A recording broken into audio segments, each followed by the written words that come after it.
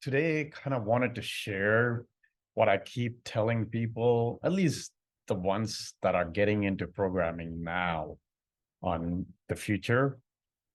Some people agree, disagree, whatever the case is, with what AI is doing right now, how it's evolving the future or what's the future going to look. But then I saw this video, great video by Matt Welch, who's actually worked for Google. I believe his character was featured in the, Mark Zuckerberg's Facebook movie as a professor in Harvard when Zuckerberg was a student there.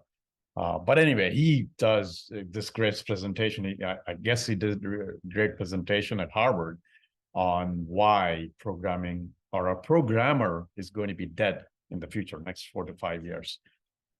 Again, people disagree on the timeline and all that stuff. I have no idea. We all think what it is right now, but who knows what it's going to be in the future.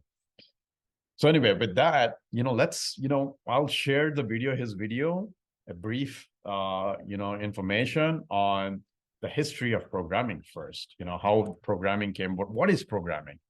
And then I'll get into my comments.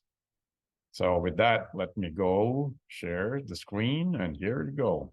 The idea of taking an idea, an algorithm or a concept or a data structure, and translating it into a program that can generally be run by like a von Neumann architecture machine, right? Okay, so that's computer science in a nutshell. The problem is that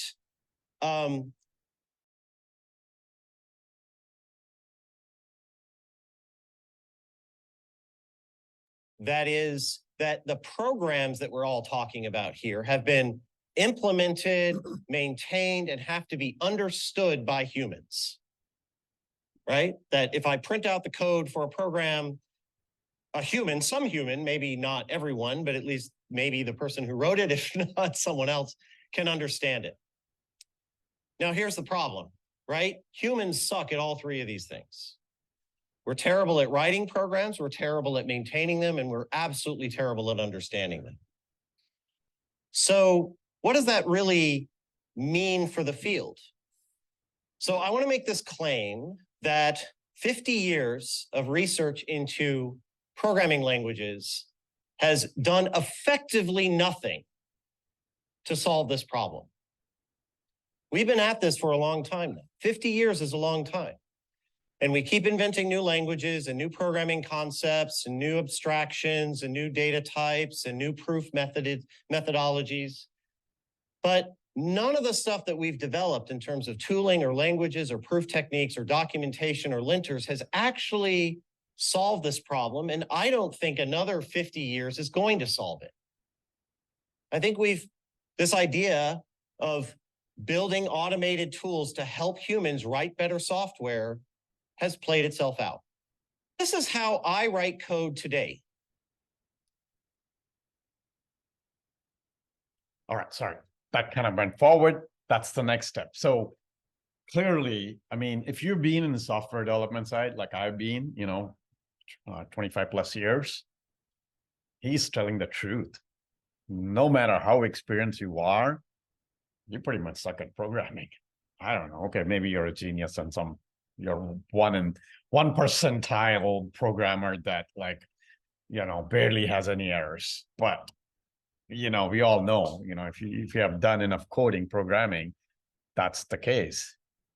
So the bottom line is human beings are very, very error prone, and it takes a long time for us to code something, right? That's where AI is changing all that. I mean, it's in the infantile stages still, all that stuff, which is what next Matt Welch gets into, which kind of will open up your eyes. I'll kind of share what I'm sure if you're a programmer, all right, let me go back a little bit. This only right now, the video I'm sharing attributes to programming, but I believe what you can extrapolate from all this is also where other industries might evolve with AI. yes, programming is one right now he's talking about, because that's, at least personally, I know a lot about, if not an expert, at least I know, I'm very familiar with it. But I think this can be used in other fields, similar thought process. All right, let's get into how we talks about, how we can do programming now, right? How with AI things are going to work, or working right now. Like right now it's working. I mean, we're not even talking about the future when it might get way better than how it's doing right now. Years is going to solve it. Script into the model, and we're giving it these instructions. We're saying, please summarize the following segment of this podcast transcript. Only use the information in the text. Do not, in caps. This is important, by the way. The all caps is super important. Do not use any information you know about the world. Include the title of the podcast, the name of the episode, and the names of the speakers, if known. This English statement here encodes an algorithm. It describes something that I want to do with an input data and the output data that I want, and my expectations about the kind of thing that's in the output data. So a few things to notice about this. The first thing to notice about this is I don't think anyone could ever write down the algorithm for what this is supposed to do in any existing programming language, or any programming language that we're likely to come up with in the future. How do you write this algorithm? You can't, right? There's no pseudocode, there's no proof, there's no mathematical symbology here, right? The other thing to notice is, at least for me, I don't know about any of you, do you understand this? Do you understand what it's saying? Does it make sense? Can you read it? Can you reason about what it's supposed to do? Yes, of course, right? It's in plain English. Doesn't have to be English, by the way. It could be in Mandarin Chinese or Esperanto. Have you all seen the XKCD about the guy who walks into his friend's house and he says, okay, Alexa, order 5 tons of creamed corn. Okay, Alexa, confirm order. That's how he makes sure that no one's got a speaker listening to him. Okay, so the point being that this is now how I am actually writing code. And what's funny about this is a lot of it is trial and error and experimentation. By the way, that's the same when I'm writing normal computer code. And the other thing that's interesting about this is there's a lot of subtlety in terms of how you instruct the model and how you know what it's going to do with your instructions. You can't write a manual that says, well, here's this set of words that you need to use to get the model to do X, Y, or Z. You have to just try out certain things. In this case, I found out the do not in all caps really helped, because I really wanted to emphasize that point to the model. This reminds me of another programming language that someone came up with a while ago called Intercal. Intercal was meant to be one of these kind of obscure or maybe satirical joke programming languages. Intercal had these interesting features, such as you had to use the keyword please. And if you use the keyword please too often, I kind of will stop there. But basically, a lot of people I have talked to in the software development world, or, that complain about, I don't know, ChatGPT, Googlebot, whatever. In fact, even I do have those complaints that, hey, it doesn't do things that well. You have to cross-check. And that's true. But one of the things I'm also finding out is it depends on the instructions you have given it. The more specific, the right way you give, the better the results. And like Matt kind of shares, it's a trial and error. But the beauty of that is, versus a human being sitting there and doing, I don't know, 2, 3, 10, 15 freaking, 20, 30 hours of work to produce, 100, 200 lines of code in 10 seconds, a ChatGPT or Googlebot or Cloud or whatever. AI, there's, X's AI Grok available now. So that's another one, right? Or Llama, whatever you're talking about. It's faster. You can iterate faster, right? So that's what he's kind of going into. There's a lot more information I'm not going to share, I'll be posting the link to the actual full recording of the whole lecture. It's 110 minutes. I would highly, highly encourage listening to that. If you're an IT guy, software programmer, on where things are going, it might be eye opener for you or everybody, where the future is and what you got to be prepared for. Anyway, with that being said, I'll let him get into the economics of this whole thing. So let me kind of fast forward to here. All right, let's start here of, him giving the whole economics of where the programming is now versus what, AI is going to enable us. All right, let's get into it. To do things for us.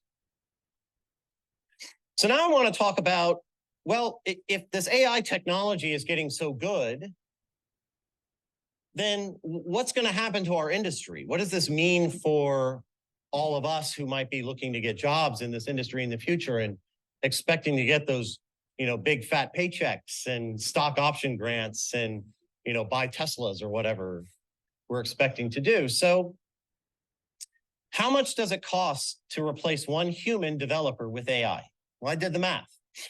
So let's say that a typical software engineer salary in Silicon Valley or Seattle is around $220,000 a year. That just a quick note here. I mean, this is Silicon Valley numbers.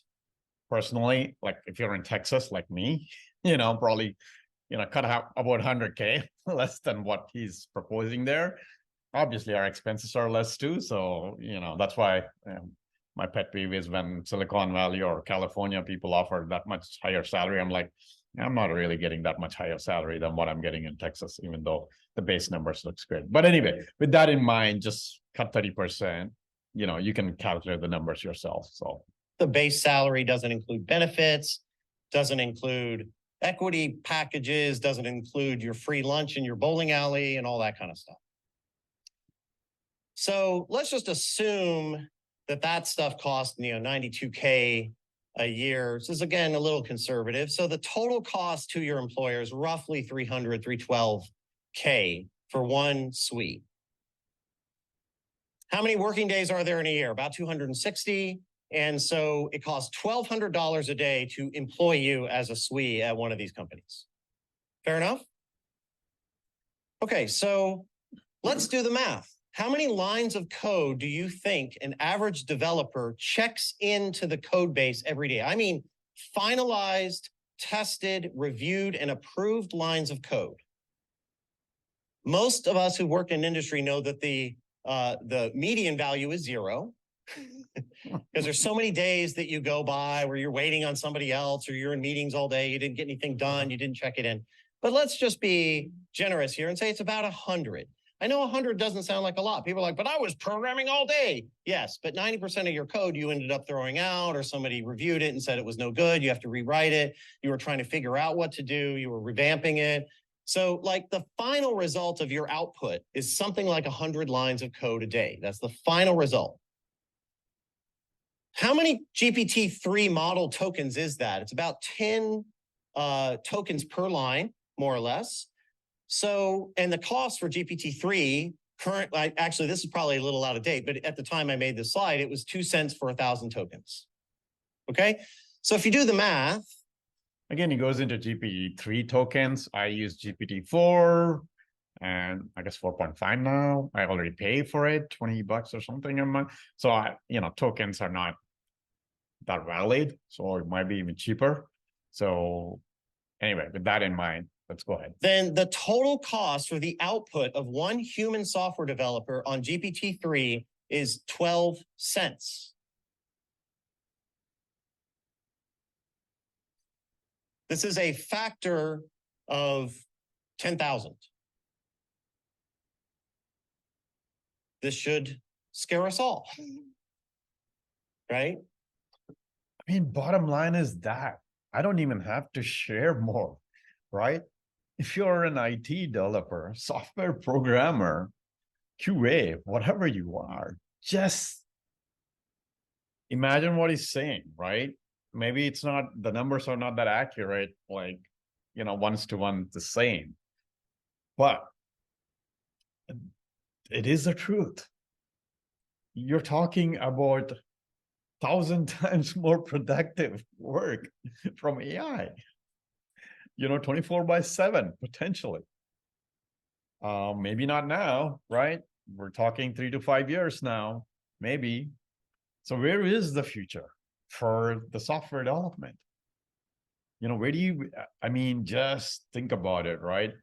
And I see people still not like realizing, you know, what this means, like how they have to evolve themselves. Now, again, I encourage you to watch the whole video, which I'll be posting the link on his whole conversation on how the future looks and what the software development will look like. You know, he goes into how it might be a product manager, a reviewer, and everything. The main coding is done by iteration wise, you know, like some kind of chat GPT or Bard or whatever the future AI looks like, specialized with software development only, right? But they would still need be a reviewer, code reviewer, someone who knows the code, like, hey, this is not the right, whatever, right? But that's not the same as, you know, maybe a team needing, I don't know, 20, 30 programmers, 10, 15 programmers now versus one reviewer you need. That's it. Imagine, and then the output is, I don't know, like 1,000 times more per day. Just imagine the space of the speed of development that's going to go on in the future. And it's not too far away. In fact, I think if you're in software development, you might know that many of the top companies are no longer hiring. Right now, there's a freeze on entry level. What do you think that means? Why do you think the entry level freeze right now? I'm not saying, you know, I'm right, but that for me indicates that, you know, something like Amazon and other companies already have things in place for AI to do the grunt work, the small stuff. They only need the experts who can review that stuff. So most of it will be auto-generated potentially. So anyway, again, you know, this is something, you know, really got me, I don't know, freaked out, because I kind of was already realizing, but I don't know too many people realize. So I just wanted to share this. And I also wanted to experiment with this, something like this, because normally I just post my thoughts. But maybe that won't be as effective as sharing a video like this, where I can comment and share it. So I kind of wanted to try this out after watching several YouTubes that do this, which has helped me understanding things that I don't want to spend hours or a couple of hours watching another video. And they kind of synthesize the material for me. So hopefully, if you're an IT developer, IT world, you got some thoughts about this. Thanks, everyone.